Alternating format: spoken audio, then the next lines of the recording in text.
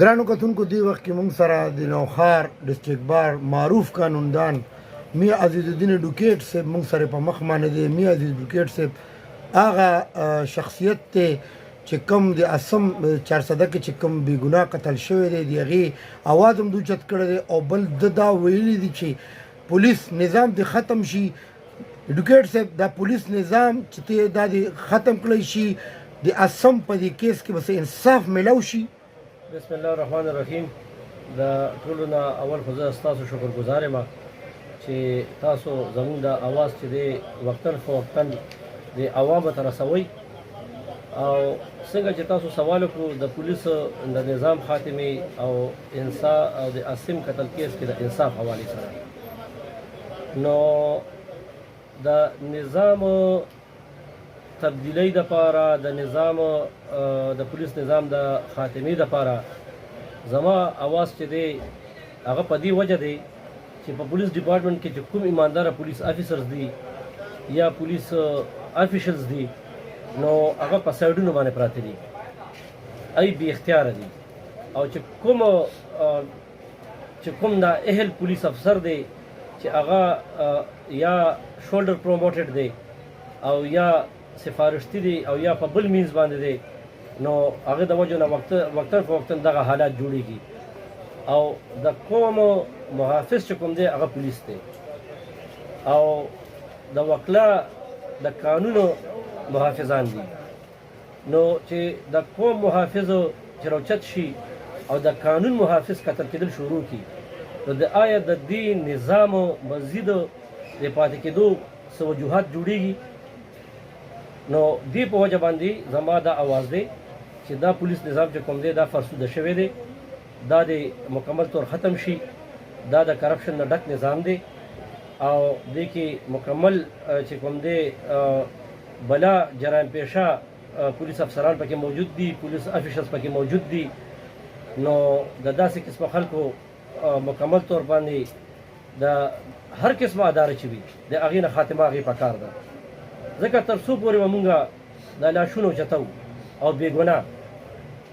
تاسو وګورئ د اسم قتل کیس حوالې سره تاسو وګورئ، اسم یو لا ګریجویټ و، تعلیم نه فارغ شو، په ډسټرکټ بار 400 کې خپل د وکالت آغاز یې وکړو او را روانه میاشت کې د هغه واده د هغه قصور څو اول قتل شو، د هغه په کور کې نن ماتم دی، هغه په کور کې زنانه واړه لوی مشران ټول غمزده دي او دکه یو سوال دی چې زمونږ د بچي څه ګناه وه، نه څه په اف آی آر، نه څه جرم، نه څه قصور، نه څه په لاس کې ایون، نه څه اسلحه، اخر د څه قصور. نو روزانه بیس باندې دا واقعات کیږي نو دا به تر څو پورې کیږي؟ اخر د دې خاتمه پکار ده. اوس تاسو وایي آیا اسم ته به انصاف میلاو شي؟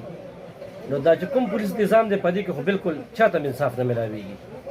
هغې ریزن دا دی قاتل پولیس د هغې تفتیش کولو والا پولیس. نو ما ته دا ووایئ چې خپل پولیسو چې یو محکمه ده یو خلک دي نو دوی به څنګه خپل د خپل کیډر او د خپل کلي خلاف کاروایي وکړي؟ نو دې دپاره چې دی نن پرون هم زما دا مطالبه وه او نن مې بیا دا مطالبه ده چې حکومت دې فوري طور باندې جی آی ټي جوړه کړي، په جاینټ انویسټیګیشن ټیم کې د 3 ممبران وټاکي او هغه 3 ممبران چې کوم دي هغه د افیسر رینک د کم نه وي، هغې کې یو د آیسای ممبر پکار دی، یو د ایم آی ممبر پکار دی او یو د بیروکریسي نه پکار دی، ځکه چې دا درې واړه امپارشل دي. دې کې د پولیس یو افیشل پکې نه پکار چې د دې مکمل صحیح تحقیقات وشي.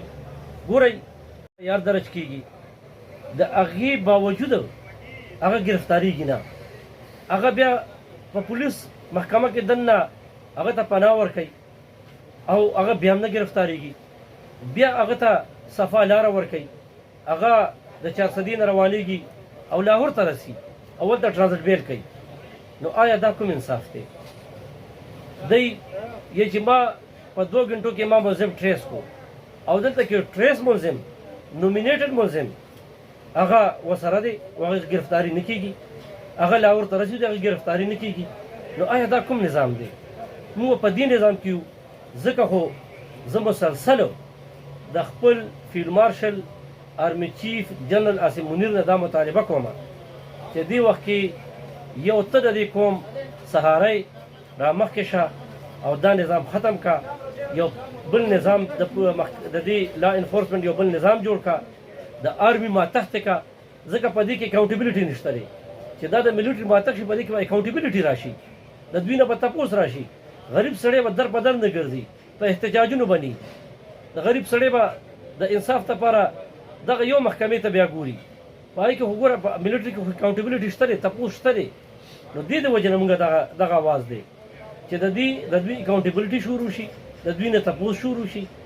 او بالکل صحیح ده، مجرمان گرفتار کړي، مجرمانو خلاف قانوني کاروایانې وکړي. ټول قوم تاسو سره دی، خو نه د بېګناه عوام قتل دا کوم انصاف دی؟ او دا به تر څو پورې وي؟